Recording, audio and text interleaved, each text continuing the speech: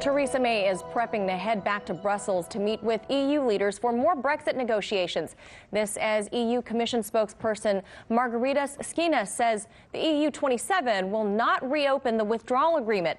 Meanwhile, back at home, Parliament gets a shakeup as 7 Labour MPs decide to quit the party in protest of leader Jeremy Corbyn, citing anti-Semitism. So joining us now to discuss, Tommy Sheridan. He's a former Scottish Socialist Party leader. Tommy, thank you for being with us today. Let's get started with this mass party resignation from Labour. Earlier today, the party leader, Jeremy Corbyn, had this to say about the departing MPs. Let's listen to Jeremy Corbyn's statements first. I regret that 7 MPs decided they would no longer remain part of the Labour Party. I thank them for their work. I hope they recognise they were elected to Parliament on a manifesto that was based around investment in the future, was based around a more equal and fairer society, was based around social justice. And it is that programme, I believe, that we will be able to put to the electorate in the future that does have enormous support. They were elected to carry out those policies. They've decided to go somewhere else, and I regret that. All right, Tommy, what are your thoughts on Jeremy Corbyn's statement and the MPs, their claims of systematic anti-Semitism by Jeremy Corbyn? Have you any examples? Well, first of all, good afternoon. I think we have to be very careful with our language. Someone mentioned a split, and of course a split predisposes the idea of a half. We're talking here about a splinter, hardly a wee skelf in your finger. We've got 7 individuals who have never supported Jeremy Corbyn, who have campaigned consistently against Jeremy Corbyn, who have voted in no confidence motions against Jeremy Corbyn, and that's on one side. And on the other side, you've got Jeremy Corbyn, who was elected by 59% of the Labour Party in 2015, had to stand again in 2016 and won 62% of the vote, and every single one of the 7, every one of them, had an increased majority, an increased number of votes in 2017 compared to the election in 2015 under the leadership of Jeremy Corbyn. My opinion is Jeremy is being far too kind, is being far too mellow. Each of these 7 are democratic charlatans. They should stand down. They were elected as Labour MPs under Jeremy Corbyn. They have now no credibility whatsoever. And this whole anti-Semitic claim is a pile of nonsense. You see, we have to be very, very careful here. People who criticise the state of Israel for their treatment of the Palestinian people are not being anti-Semitic. They are being human.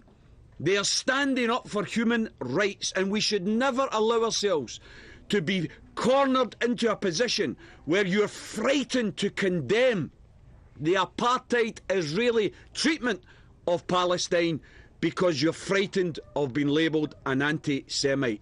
It is not anti-Semitic to criticise Israel. It is basic humanity to criticise Israel. Well, Tommy, tell us what you really think. All right. But is the Labour Party in trouble? Will they be able to keep it together long enough to suss out a deal for Brexit with the Prime Minister? See, on the contrary, the reason all of this has happened, and people across the world have to be very, very clear about this. The reason Jeremy Corbyn is attacked day in, day out by the billionaire-owned press and media in Britain, the reason he is portrayed as some form of hate figure is because the establishment, the rich and the powerful, are frightened that Jeremy Corbyn would win a general election. Jeremy Corbyn is committed to redistributing wealth, to making the rich pay their taxes. It's a bit like Bernie Sanders standing in America and possibly winning an election. The rich and the powerful in America would go mental. They would go crazy. Well, that's what they're doing in Britain just now. And what you've got here is a manufactured crisis. 7 individuals, most of whom are hardly known in their own households, never mind known in Britain. They may be legends in their own mirrors, but they're certainly not leaders of the working class. This is no more than a splinter. I see. So then if the press is demonizing Jeremy Corbyn, what about poor Mrs. May? Mrs. May is headed back to Brussels tomorrow. EU leaders have publicly rejected revisiting the deal. They say it's a take it or leave it situation. Where does Mrs. May go from here?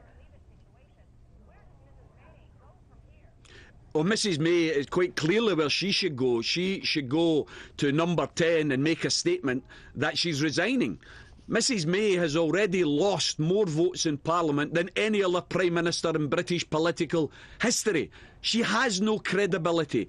She is having to hang on to government by buying off the Democratic Unionist Party in Northern Ireland, a very reactionary and right-wing political party. She's bought them off in order to stay as the Prime Minister. She has no democratic legitimacy whatsoever. She's lost her Brexit deal. Her Brexit deal has been rejected time after time. She's gone back to Brussels. It must be for a cup of coffee or a couple of croissants, because she's not going to get anything new out of Brussels. Brussels have given her all they're going to give her.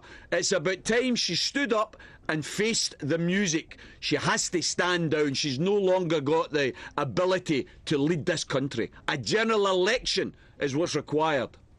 All right, we've got to leave it right there. Thank you so much for sharing your insights with us today. Tommy Sheridan